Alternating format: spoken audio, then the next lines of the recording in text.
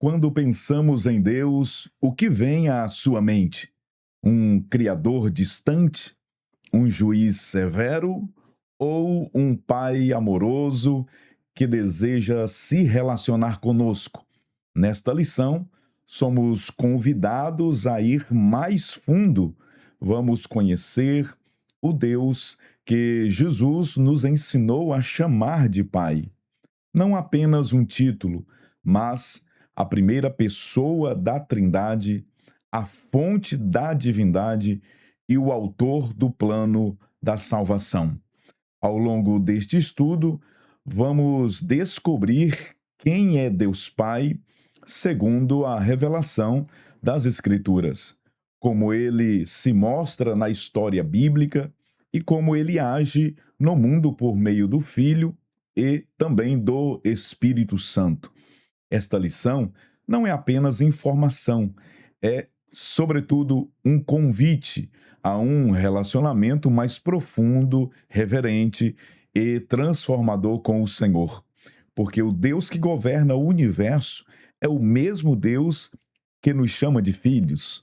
Prepare-se para conhecer melhor o Deus Pai, o único Deus verdadeiro, revelado plenamente em Jesus Cristo. A paz do Senhor Jesus. Eu sou o pastor Epaminondas Fonseca.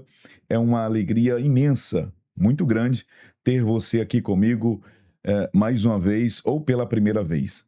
Se este conteúdo tem abençoado a sua vida, inscreva-se neste canal, curta este vídeo, deixe o seu comentário e compartilhe com alguém que ama estudar a palavra de Deus.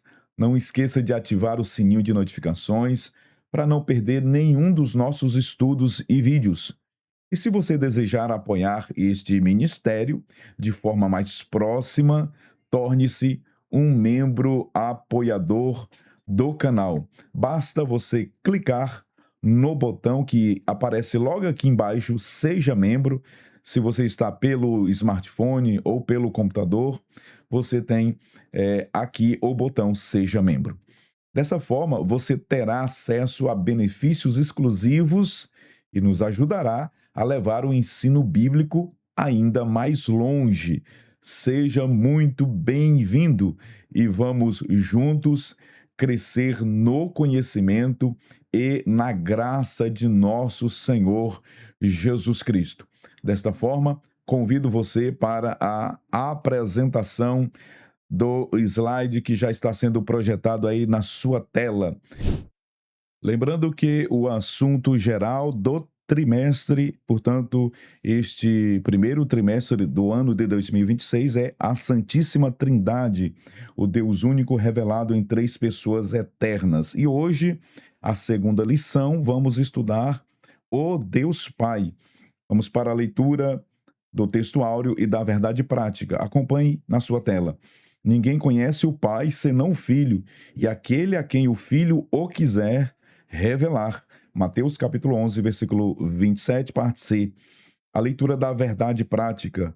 Conhecemos a identidade, os atributos e a glória do Deus Pai por meio da revelação de Cristo e da ação do Espírito Santo. Aí está a introdução, mas vamos direto para os tópicos e os subtópicos da lição de hoje. No primeiro tópico, o assunto é a identidade de Deus, o Pai. E aqui vamos estudar três assuntos. O primeiro, o Pai é o único Deus verdadeiro. O segundo subtópico, o Pai é a fonte da divindade. E o terceiro subtópico, o Pai age por meio do Filho e do Espírito Santo. Vamos para o primeiro tópico da lição, a identidade de Deus, o Pai, e estudar o primeiro subtópico da lição de hoje. Lembrando os irmãos que os membros do canal que nos ajudam, eles têm como benefícios esses materiais, esses slides totalmente editáveis lá na pasta dos membros. Tanto este quanto todos os outros slides de todas as outras lições estão disponíveis lá para os irmãos membros apoiadores do canal. Vamos estudar agora: o Pai é o único Deus verdadeiro. O Pai é o único Deus verdadeiro. A identidade de Deus como Pai é fundamental para a teologia cristã. A Bíblia afirma com clareza que Deus é único, tanto no Antigo quanto no Novo Testamento. A Confissão de Fé de Israel, conhecida como o Shema, declara, nós já fizemos esta declaração aqui na lição anterior, no vídeo da primeira lição, e queremos fazer novamente. Deuteronômio, capítulo 6, versículo de número 4. Em hebraico está escrito assim: Shema Israel, Adonai Eloheinu, Adonai Echad. Ouve Israel, o Senhor, nosso Deus, é o único Senhor. Essa afirmação proclama o monoteísmo bíblico e revela um Deus único, absoluto e incomparável. No entanto, esse único não é distante nem impessoal. Ele se revela de forma progressiva como Pai, especialmente na Nova Aliança. No Antigo Testamento, Deus é apresentado por seus nomes, seus atributos e seus atos. Ele é o Criador, o juiz justo, o libertador e o Pai de Israel. No Novo Testamento, essa revelação se aprofunda. Deus é Pai, apresentado como a primeira pessoa da Santíssima Trindade, e sua paternidade é claramente afirmada nas Escrituras. O título Deus Pai não é apenas um nome. Ele expressa a autoridade suprema de Deus e a unidade também do corpo de Cristo. O Novo Testamento apresenta o Pai como Deus por excelência, identificado 6 vezes com o título de Deus Pai, conforme o comentarista nos apresenta essas referências bíblicas na lição que nós estamos estudando. Em Efésios, capítulo 4, versículo 6, o apóstolo Paulo afirma: um só Deus e Pai de todos, o qual é sobre todos, por todos e em todos. Veja aqui princípios estabelecidos neste versículo. Quando a Bíblia diz que ele é sobre todos, a palavra do Senhor, por Paulo, está nos ensinando a sua transcendência. Quando a Bíblia diz que ele é por todo, está falando de um Deus que é ativo. Quando a Bíblia diz que o nosso Deus está em todos, fala da sua imanência. Isso é maravilhoso. Também isso significa que Deus, além de transcendente, ativo na história e presente na vida do seu povo, ele faz morada em nós, conforme o título de Jesus, Emanuel, Deus conosco. Jesus confirmou essa verdade ao chamar Deus de meu Pai e nos ensinou a orar a oração do Pai Nosso. Pai nosso que estás nos céus. Essa oração nos lembra que Deus está nos céus, mas se aproxima dos que o invocam com fé e, sobretudo, também com reverência. A paternidade de Deus revela um relacionamento íntimo, pessoal e transformador. A paternidade de Deus revela um relacionamento íntimo, pessoal e transformador. Se você está comigo ainda aqui neste vídeo, eu peço a sua ajuda deixando isto aqui nos comentários. Isso fortalece o nosso vídeo, faz com que a plataforma entregue este conteúdo para pessoas que interessam pelo estudo da palavra de Deus. Então é um simples comentário, uma simples ajuda que eu peço a você agora. O relacionamento com Deus Pai é um relacionamento íntimo, pessoal e transformador. Escreva isto aqui agora. O relacionamento com Deus Pai é íntimo, pessoal e também um relacionamento transformador. O crente não se aproxima de um Deus distante, mas de um pai amoroso que deseja comunhão com os seus filhos. Como ensina o apóstolo Paulo: recebestes o espírito de adoção, pelo qual clamamos: Abba, Pai. Por isso, conhecer Deus como Pai não é um exercício apenas intelectual. Sobretudo, é fonte de consolo, identidade e segurança espiritual para todos os que estão em Cristo Jesus. Vamos estudar o segundo subtópico da lição de hoje. Vamos aprender sobre o Pai sendo a fonte da divindade. A nossa confissão de fé, a declaração de fé das Assembleias de Deus, esposa isso com muita clareza quando nos ensina que o Pai, ele é a fonte de toda a divindade. A nossa declaração de fé, ela afirma que Deus é o ser supremo, que ele é eterno, nunca teve começo, pois não possui princípio e jamais terá fim. A palavra do Senhor, ela declara claramente: o Deus eterno é a tua habitação, Deuteronômio 33:27. Deus, ele existe por si mesmo. Ele é, portanto, autoexistente e fonte da vida. O próprio Senhor Jesus declarou e afirmou isso. Assim como o Pai tem a vida em si mesmo, assim deu também ao Filho ter a vida em si mesmo. João capítulo 5, versículo de número 26. Desde a eternidade, antes da fundação do mundo, Deus permanece o mesmo. Portanto, ele é imutável, sem variação ou mudança. A palavra de Deus, ela nos declara: de eternidade a eternidade tu és Deus. Isso está escrito no Salmo 90, verso 2. Eu, o Senhor, não mudo, Malaquias 3:6, em quem não há mudança nem sombra de variação. Tiago capítulo 1, versículo 17. Ele é o Criador dos céus e da terra e de tudo o que neles existe, declarou assim o apóstolo Paulo em Atos capítulo 17. Deus é o Pai de nosso Senhor Jesus Cristo, João capítulo 20, versículo 31.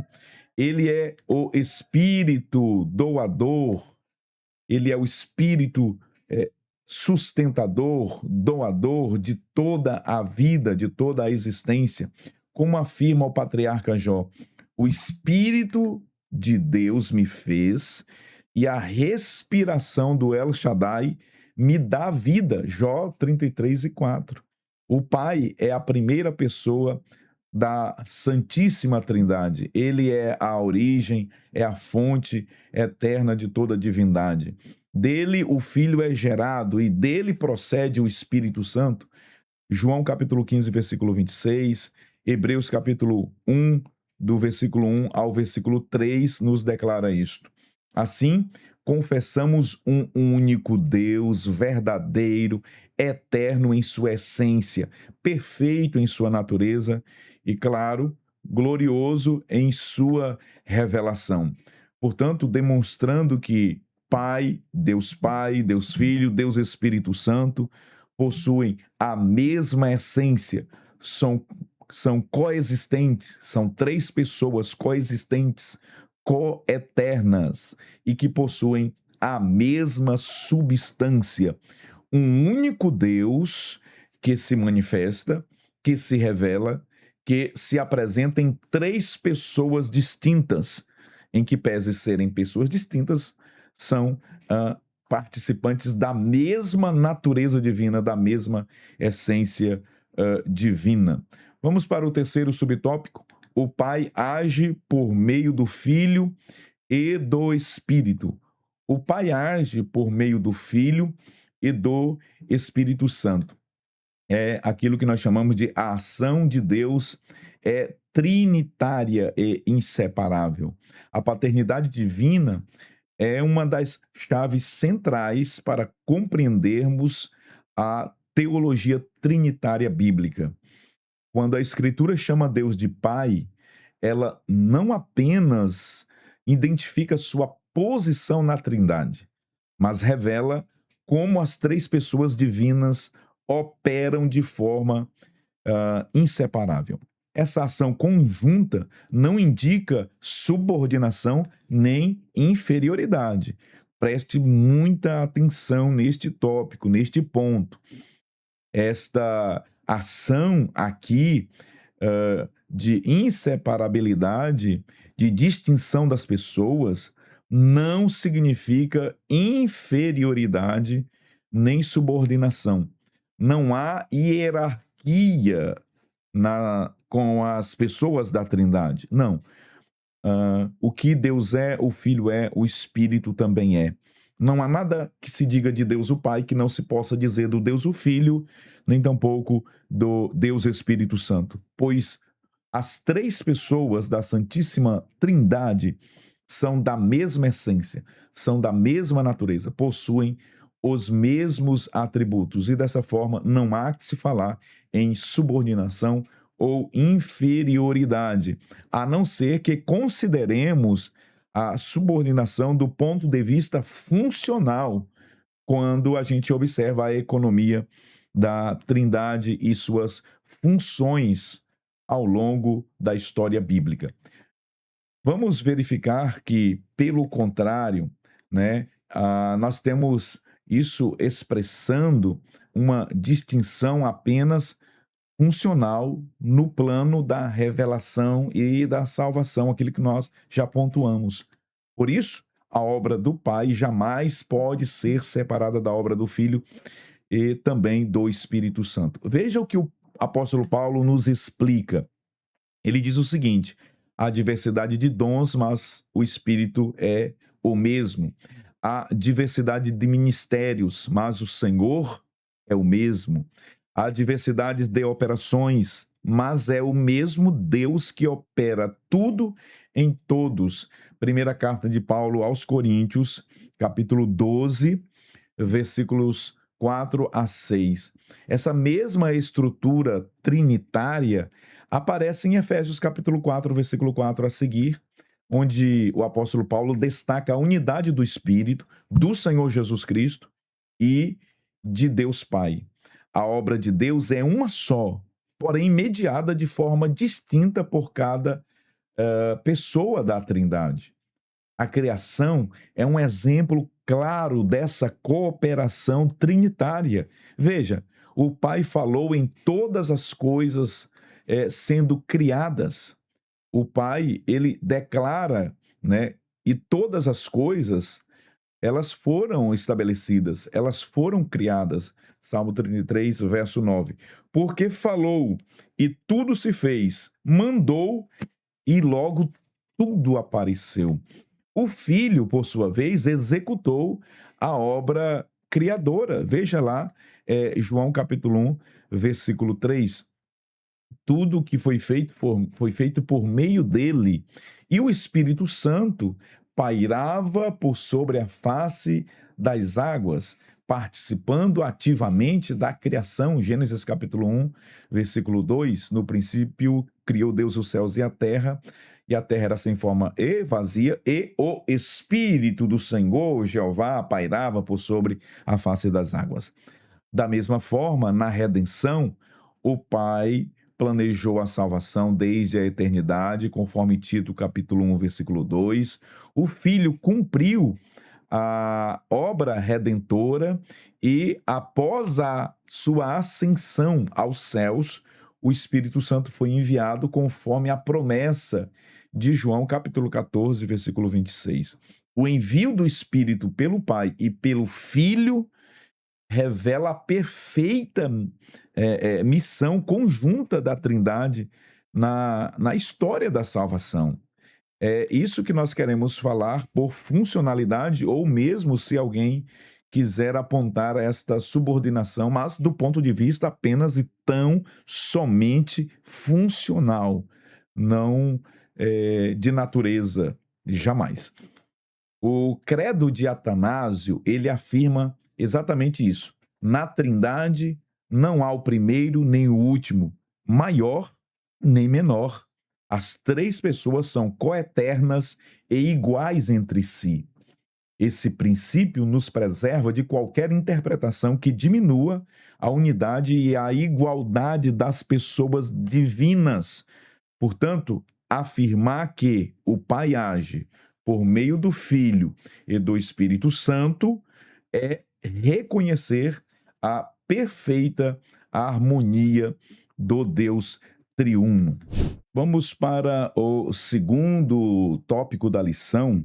O segundo tópico da lição, nós vamos falar sobre o Pai revelado em Cristo. E o primeiro subtópico, o Pai se revela aos humildes. A revelação de Deus, especialmente a revelação do Pai, é uma iniciativa graciosa e também soberana. Ela não depende da sabedoria humana nem do mérito do homem. O próprio Jesus, ele declara essa verdade ao Pai, dizendo: Graças te dou, ó Pai, Senhor do céu e da terra, porque ocultaste estas coisas aos sábios e instruídos e as revelastes aos pequeninos. Mateus capítulo 11, versículo 25. Esse texto estabelece um princípio espiritual fundamental. Deus resiste aos soberbos e se revela aos humildes. Os sábios aqui são aqueles que se julgam intelectualmente superiores. Os entendidos, por sua vez, são os que confiam em sua própria capacidade para discernir as verdades espirituais. Esse perfil descreve claramente muitos fariseus e escribas do tempo de Jesus. Eles conheciam as Escrituras, mas rejeitavam o Cristo. Como o próprio Senhor afirmou: examinai as Escrituras, porque vós cuidais ter nelas a vida eterna, e são elas que de mim testificam. E não quereis vir a mim para terdes vida. João capítulo 5, versículos 39 e também o versículo 40. Isso revela uma profunda cegueira espiritual. Possuir a Bíblia sem conhecer o Deus da Bíblia. Essa é a grande verdade por trás da cegueira espiritual de muitas pessoas, de muitos céticos, de muitos intelectuais. Possuem a Bíblia sem conhecer o Deus da Bíblia. É importante conhecermos a Bíblia, mas também, igualmente, é importante conhecermos o Deus da Bíblia, termos intimidade com o Deus da sua palavra. Conhecer a palavra de Deus é tão importante quanto conhecer o Deus da sua palavra, que revelou as Escrituras a nós. Por isso, a Bíblia adverte: não sejas sábios aos teus próprios olhos, teme o Senhor e aparta-te do mal. Provérbios capítulo 3 e o versículo 7. Em contraste, Deus se revela aos pequeninos. A palavra usada por Jesus aponta para a simplicidade, dependência e humildade. Três características dos pequenos, das crianças, né? Humildade, dependência e simplicidade. Humildade, dependência e simplicidade são os requisitos para que o Senhor se revele a nós. Não se trata de ignorância intelectual, não, jamais, em hipótese alguma, mas de uma postura do coração, do espírito, da alma inclinada para o Senhor. A humildade, portanto, não é apenas uma virtude moral, ela é uma condição espiritual indispensável para conhecer a Deus. Quer conhecer a Deus? Seja humilde. Quer conhecer a Deus? Se inclina diante do Senhor em simplicidade, em piedade e em humildade. Esse é um requisito indispensável para se conhecer a Deus. Teologicamente, essa verdade está ligada à doutrina da revelação especial. Deus não é conhecido por especulação filosófica, nem por esforço humano. Ele se dá a conhecer por meio de Cristo e da ação do Santo Espírito. É por essa revelação especial, dessa forma, registrada nas Escrituras, que conhecemos o Deus vivo, verdadeiro e pessoal. Vamos para o segundo subtópico, e aqui vamos falar: o Pai se faz conhecer pelo Filho. O Pai se faz conhecer pelo Filho. Cristo afirma que o conhecimento do Pai é mediado exclusivamente por ele, pelo Filho. A comunhão entre o Pai e o Filho é perfeita, é eterna e também absoluta. O próprio Senhor Jesus declarou: todas as coisas me foram entregues por meu Pai. E ninguém conhece o Filho senão o Pai. E ninguém conhece o Pai senão o Filho. E aquele a quem o Filho quiser revelar. Mateus capítulo 11, versículo 27. E Deus quer se revelar, conforme nós aprendemos no subtópico anterior, aos pequeninos, aos simples, aos humildes, aqueles que são dependentes de Deus, que se submetem à sua vontade. Essa afirmação revela duas verdades fundamentais. Primeiro, o Pai é um ser pessoal e relacional. A Bíblia, ela declara isso. Aquietai-vos e sabei que eu sou Deus, Salmo 46, verso 10. Lembrai-vos das coisas passadas, desde a antiguidade, que eu sou Deus e não há outro. Eu sou Deus e não há outro semelhante a mim, declarou o profeta Isaías no capítulo 46 e o versículo 9. Segundo, só é possível conhecer a Deus por meio do Filho. O próprio Cristo afirmou esta verdade incontestável. Eu sou o caminho e a verdade e a vida. Ninguém vem ao Pai senão por mim. João 14 e o versículo 6. Não é ninguém vai ao Pai. A Bíblia declara: ninguém vem, ou seja, ele é o único mediador entre Deus e os homens. A palavra de Deus também nos ensina, porque há um só Deus e um só mediador entre Deus e os homens, Jesus Cristo, homem. Primeira carta de Paulo a Timóteo, capítulo 2, versículo 5. O Filho é o revelador supremo do Deus Pai. Como diz o evangelista João, Deus nunca foi visto por ninguém, por alguém. O Filho unigênito, que está no seio do Pai, esse o revelou. João capítulo 1, versículo 18. E o escritor aos Hebreus ainda nos afirma: havendo Deus antigamente falado muitas vezes e de muitas maneiras aos pais, pelos profetas, a nós falou nestes últimos dias pelo Filho, a quem constituiu herdeiro de todas as coisas, ele que é a expressão exata do ser de Deus. Isso é maravilhoso. Dessa forma, portanto, fora de Cristo, qualquer tentativa de conhecer o Pai será incompleta e conduz à idolatria. Pois a Escritura, ela afirma: eu e o Pai somos um, João capítulo 10, versículo 30, o qual é a imagem do Deus invisível. Paulo disse isso aos Colossenses, porque nele, em Cristo Jesus, habita corporalmente toda a plenitude da divindade. Paulo escreveu aos Colossenses no capítulo 2 e o versículo 9, afirmando essa verdade espiritual. Portanto, conhecer o Pai é inseparável de conhecer o Filho. Fora de Cristo não há revelação plena de Deus.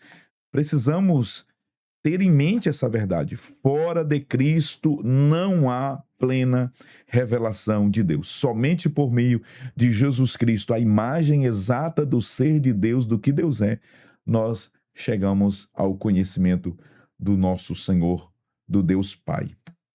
Vamos para o terceiro subtópico desse segundo ponto. Quem vê o Filho, vê o Pai. No diálogo com Filipe, Jesus revela uma verdade profunda e central da fé cristã. O Senhor Jesus afirma: quem me vê, a mim, vê o Pai. João 14 e 9. Com essa declaração, Jesus confirma a doutrina da unidade da Trindade. O Filho não é apenas um representante do Pai, mas a sua revelação perfeita. A Escritura, a Bíblia, ela declara isto: o qual, sendo o resplendor da sua glória e a expressa imagem da sua pessoa. Hebreus capítulo 1 e o versículo 3. Ele é a expressão exata do ser de Deus. A unidade entre o Pai e o Filho é essencial e inseparável. O próprio Senhor Jesus afirmou isto em João capítulo 10, versículo 30. Nós já citamos esse texto aqui. Eu e o Pai somos um.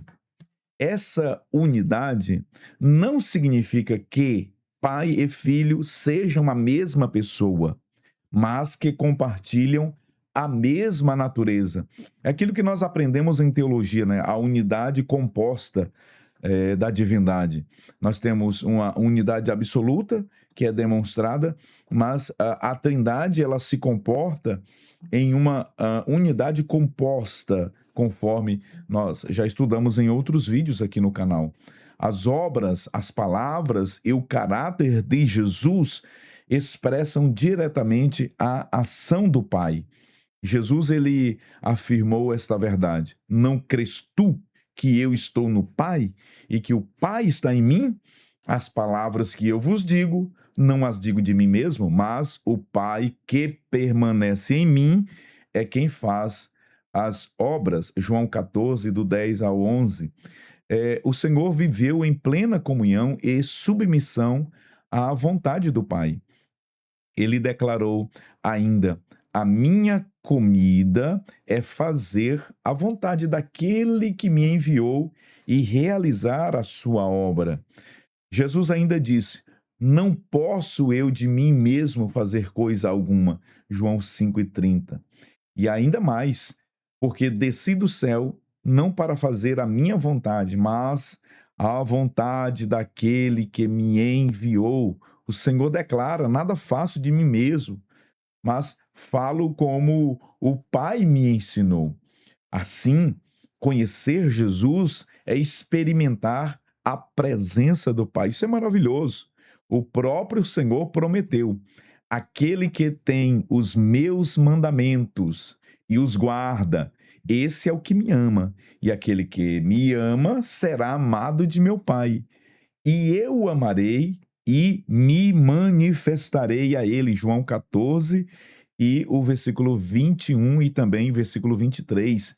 Se alguém me ama, guardará a minha palavra, e meu Pai o amará, e viveremos para ele, e faremos nele morada. Que coisa gloriosa!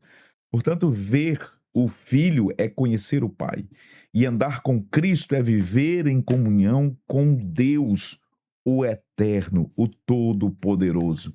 Queridos, vamos para o terceiro ponto da lição. Vamos estudar agora a pessoa de Deus Pai. E aqui vamos verificar os atributos incomunicáveis do Deus Pai, os atributos comunicáveis e também os seus nomes. Primeiramente, vamos falar sobre os atributos incomunicáveis do Deus Pai. Os atributos incomunicáveis de Deus são aqueles que pertencem exclusivamente à sua natureza divina. Eles não podem ser compartilhados com as criaturas. É isto que a teologia chama de atributos incomunicáveis, atributos naturais de Deus ou atributos exclusivos de Deus. Esses atributos revelam que Deus está acima de toda a criação, tanto em seu modo de ser, quanto também em sua existência e, claro, sua atuação. Eles afirmam a absoluta transcendência de Deus e sua singularidade como o ser eterno, perfeito e infinito. Ao reconhecermos os atributos incomunicáveis do Pai, confessamos que ele não é semelhante à criatura, obra de suas mãos, mas o Deus soberano, que existe por si mesmo, governa todas as coisas. Vamos falar sobre a autoexistência, o primeiro atributo aqui apresentado na lição de hoje. A autoexistência significa que Deus existe por si mesmo. Ele não depende de qualquer ser ou causa externa para existir. Ele é uma causa não causada, conforme diz Tomás de Aquino.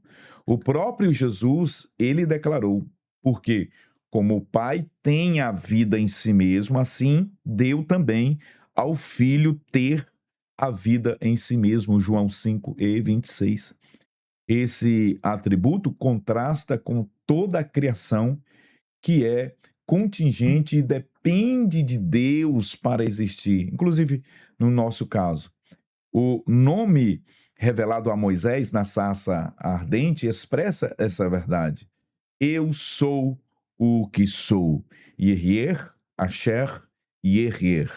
Eu sou o que sou. Êxodo capítulo 3, versículo 14. Esse nome revela a plenitude do ser e a eternidade autoexistente de Deus. Eternidade. Deus está acima das limitações do tempo.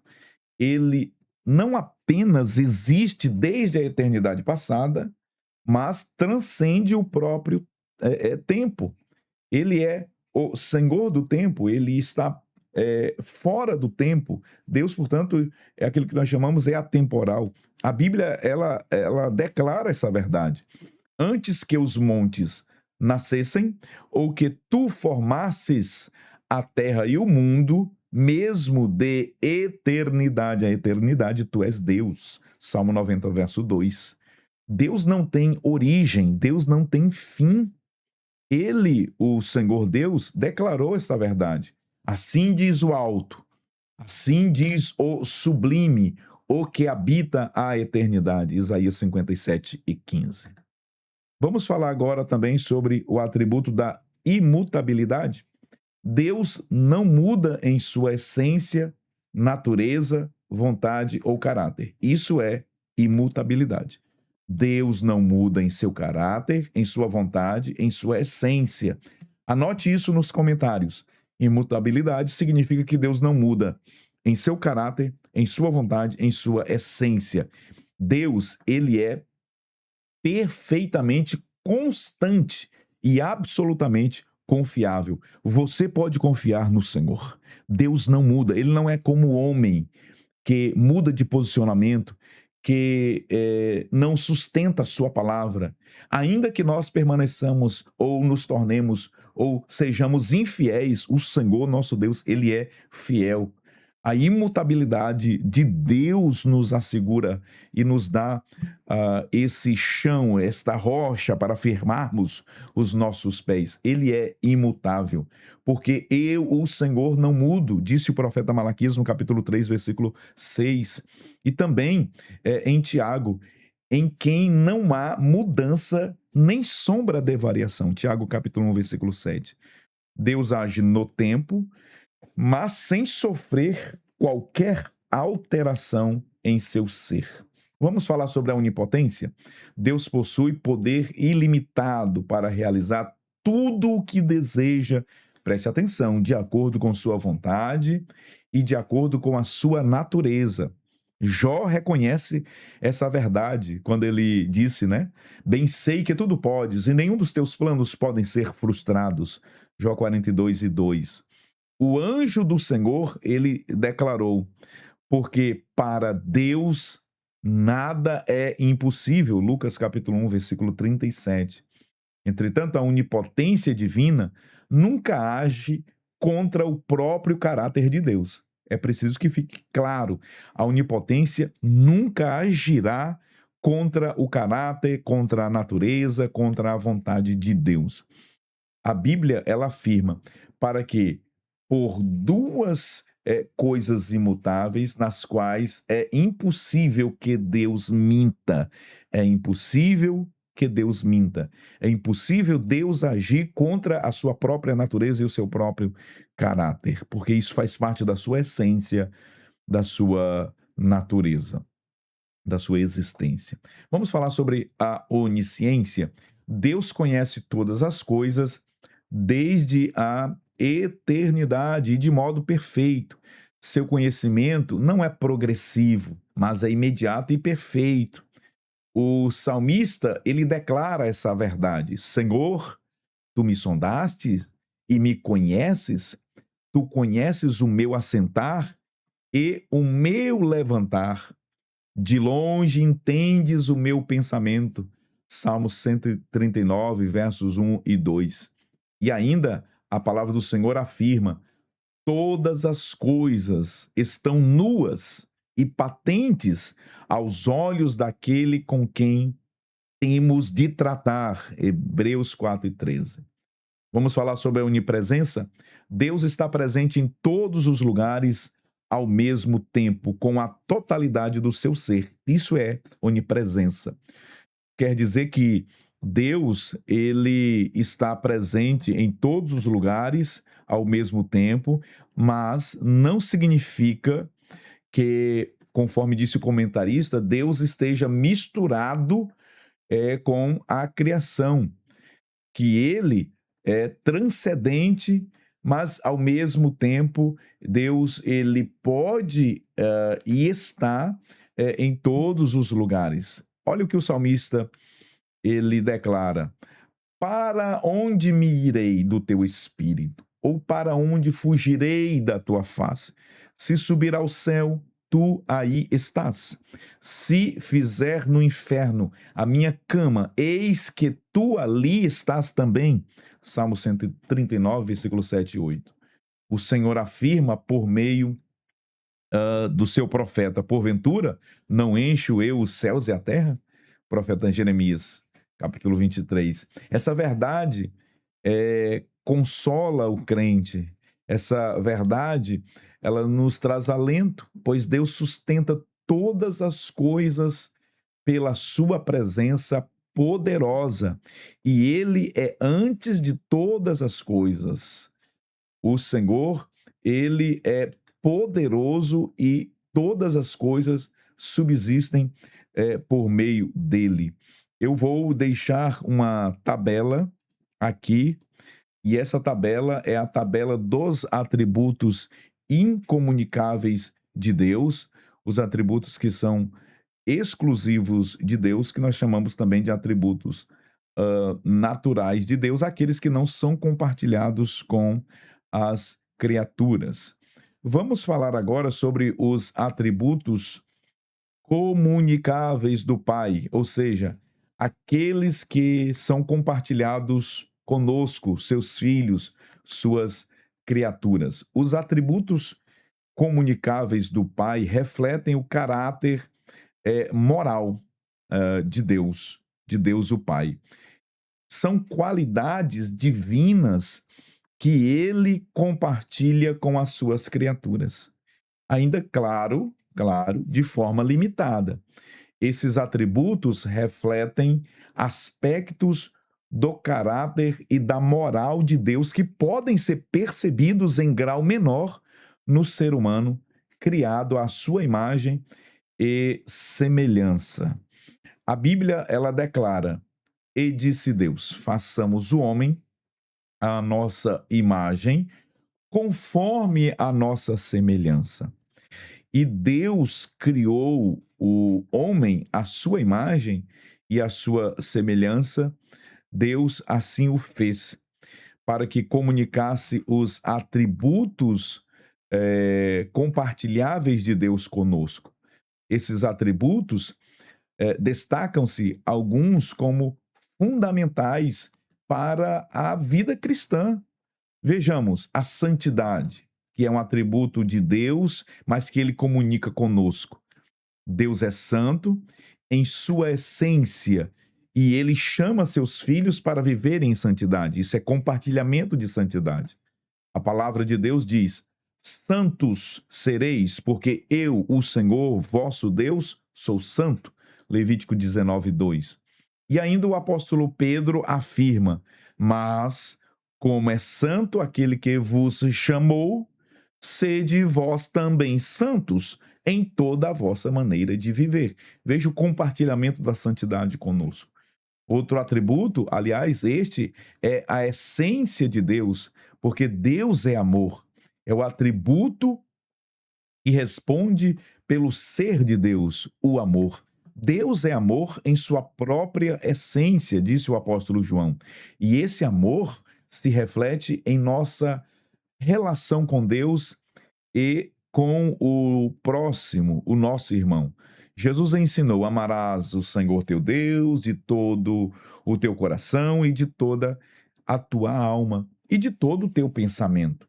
Amarás o teu próximo como a ti mesmo. Mateus capítulo 22, a partir do versículo 37. A Escritura, a Bíblia Sagrada, ela afirma o seguinte: aquele que não ama não conhece a Deus, porque Deus é amor. Primeira Epístola de João 4:8. Se alguém não ama, não conhece a Deus. Quer saber se alguém conhece a Deus? Verifique se há nele o fruto do amor. Verifique se há nele o fruto da paz, da alegria, da longanimidade, da benignidade, da bondade, da mansidão, da temperança, domínio próprio. Veja se há nele o fruto do Espírito. Porque quem conhece a Deus também vive o amor de Deus. Na prática, claro, se vive é porque é na prática. Deus é eternamente fiel, mas quando o homem falha, Deus permanece o mesmo. A palavra de Deus, ela declara: se formos infiéis, ele permanece fiel, porque não pode negar-se a si mesmo. Paulo escreveu isso a Timóteo capítulo 2, versículo 13 da segunda carta a Timóteo. E somos chamados também a refletir sobre a fidelidade de Deus.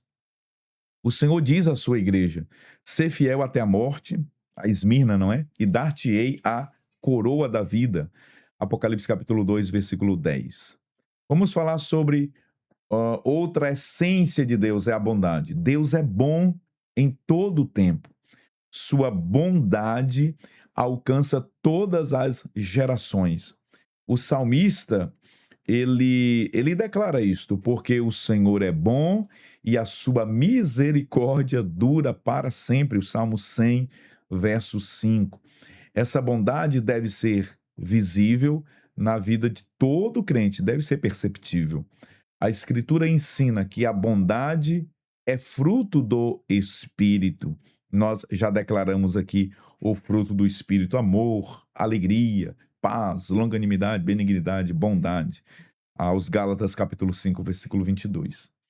Assim, irmãos, os atributos comunicáveis de Deus nos chamam não apenas a conhecê-lo, mas a refletir o seu caráter e a nossa maneira de viver. Também deixo aqui uma tabela com os atributos comunicáveis de Deus, os atributos compartilháveis de Deus, aqueles atributos que o Senhor, ele concede a nós, que o Senhor outorga a nós, que nos faz, então, a partir desses atributos, viver uma vida cristã, segundo a sua vontade, segundo o seu querer. Vamos para o terceiro e último subtópico da lição, e aqui nós vamos aprender sobre os nomes que revelam o Pai, os nomes de Deus que revelam atributos, né, que revelam o caráter de Deus, que revelam a essência de Deus. Os nomes de Deus não são apenas formas de identificação. Eles são expressões que revelam o seu caráter, os seus atributos e a sua relação com o mundo e, claro, com o seu povo.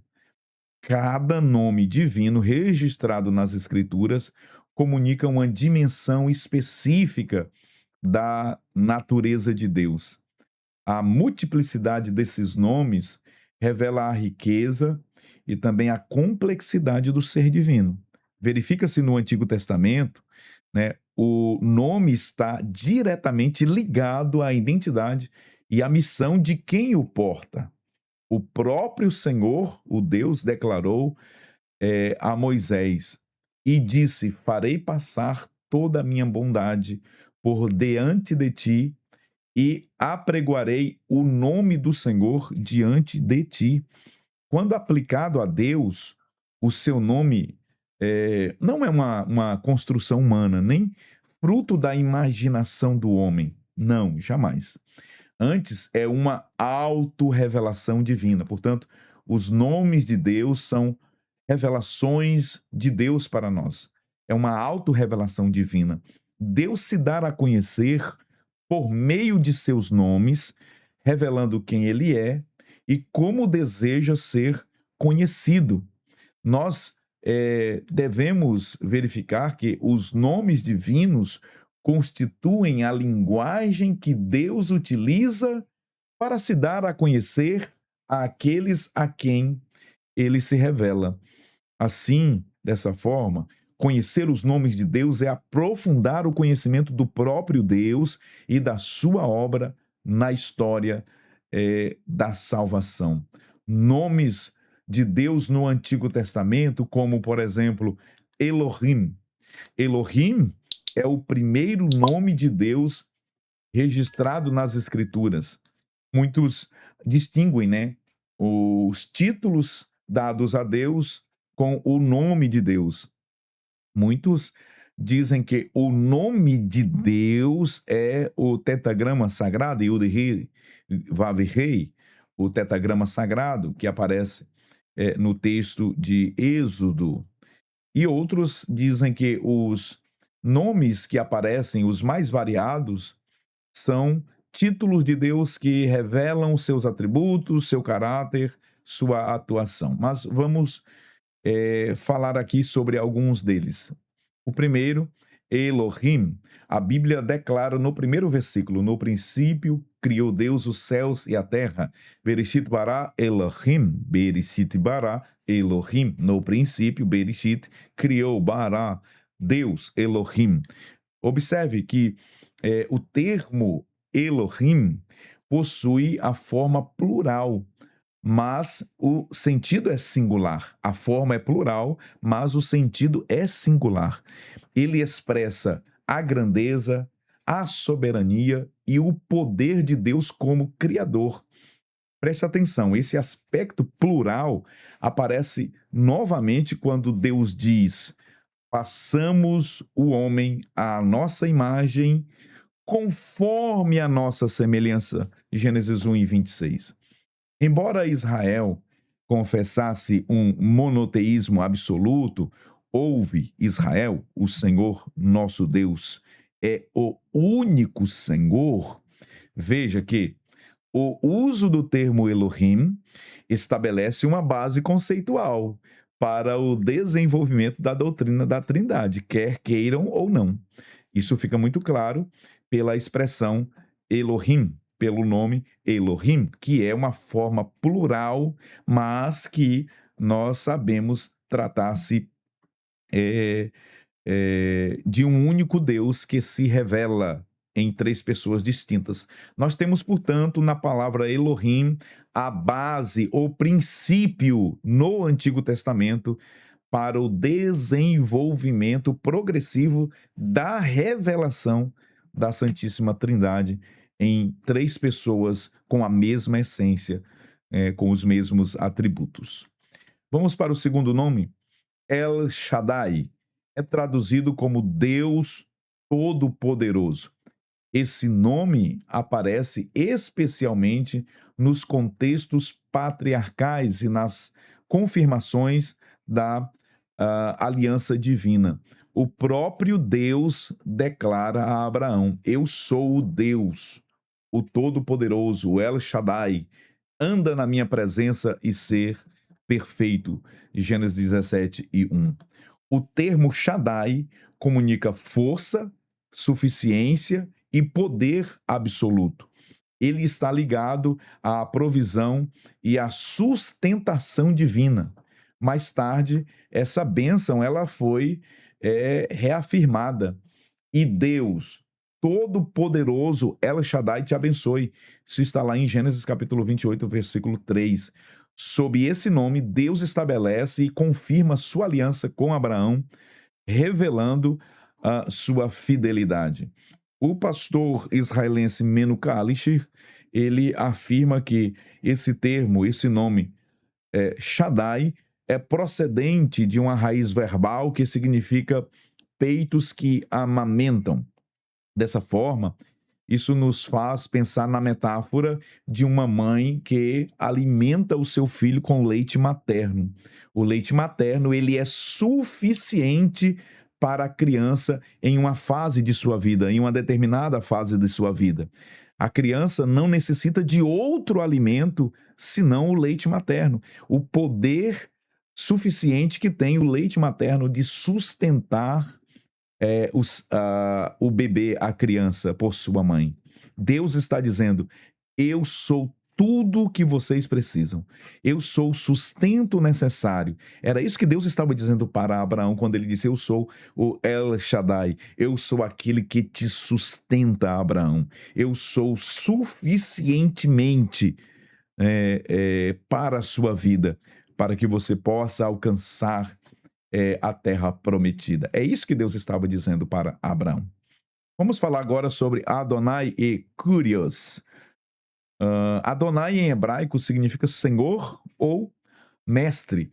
Esse nome expressa a autoridade suprema e também o domínio absoluto de Deus sobre todas as coisas. Na tradição judaica, Adonai é usado como substituto reverente do nome sagrado Yahvé, o tetagrama Yud-Ri, Vav-Ri, YHWH. Os judeus, em reverência ao nome sagrado, ao tetagrama sagrado, eles não pronunciam o tetagrama sagrado, que seria algo parecido com Yahvé ou Jeová. Eles não pronunciam o nome de Deus em reverência ao nome de Deus. Antes, eles substituem por Adonai ou Hashem, ou mesmo o Eterno, Haolam. E dessa forma, eles não pronunciam o tetagrama sagrado, substituindo, na maioria das vezes, pela expressão Adonai. Na tradução grega do Antigo Testamento, a Septuaginta, Adonai é traduzido como Kyrios ou Kurios.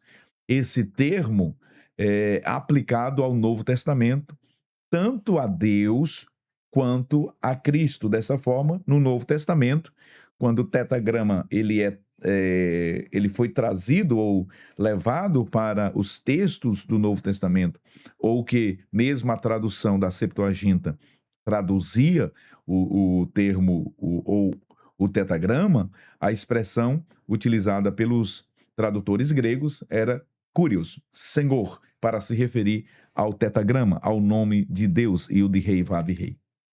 A Bíblia, ela assim diz: o Senhor, né? O Senhor nosso, quão admirável é o teu nome sobre toda a terra. Isso está lá no Salmo 8. E no Novo Testamento ainda nós lemos: Deus o fez Senhor e Cristo.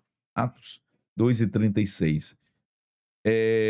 O tetagrama sagrado, o Eu Sou, que é o nome de Deus, o nome próprio de Deus, conhecido, né, como o tetagrama sagrado, Yud-Rei, Vav-Rei, é o nome pessoal de Deus. Ele foi revelado no episódio da sarça ardente. Deus, ele falou, ele disse a Moisés: Moisés, eu sou o que sou. Yerier, Asher e Yerier. Esse nome comunica a autoexistência, a imutabilidade e a presença eterna de Deus. Portanto, o tetagrama sagrado, Yud-Rei, Vav-Rei, YHWH, não significa apenas aquele que existe, mas aquele que existe por si mesmo, ligado ao verbo ser, né? Yer. Esse nome, esse termo, ele está ligado diretamente ao verbo, à raiz verbal hebraica do ser, que fala da existência, né?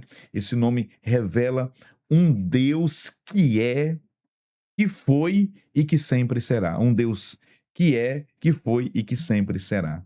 Assim, os nomes de Deus não apenas identificam, mas revela quem ele é e como ele se relaciona com o seu povo. Que bênção, que maravilha.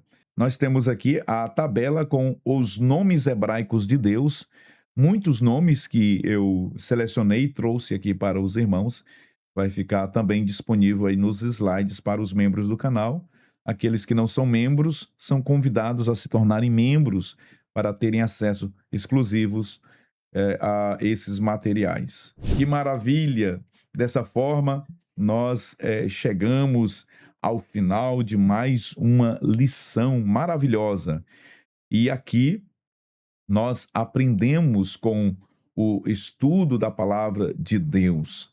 Muito obrigado por sua companhia, por sua audiência. Eu quero agradecer de coração por vocês ter estado conosco, comigo até aqui. Se este conteúdo foi bênção para a sua vida, não esqueça de se inscrever neste canal, curtir este vídeo, deixar o seu comentário e compartilhar com alguém que também ama a palavra do Senhor. Não se esqueça de ativar o sininho para receber notificações e não perder os próximos estudos e os próximos vídeos. E se você desejar apoiar este ministério de forma mais próxima, torne-se um membro apoiador do canal para receber acesso aos benefícios exclusivos e também você nos ajudará a levar o ensino bíblico cada vez mais longe. Que Deus abençoe a sua vida, a sua casa e a sua família. Até o próximo vídeo, se Deus quiser. A paz do Senhor Jesus.